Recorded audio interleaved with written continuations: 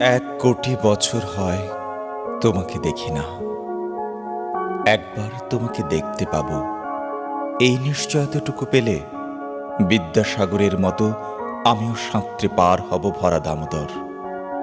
কয়েক হাজার বার পাড়ি দেব ইংলিশ চ্যানেল। তোমাকে একটিবার দেখতে পাবো, এটুকু ভরসা পেলে অনায়াসে ডিগাবো এই কারার প্রাচীর। ছুটে যাব নাগ রাজ্যে পাতাল পুরীতে, কিংবা বোমারু বিমান ওড়া শঙ্কিত শহরে।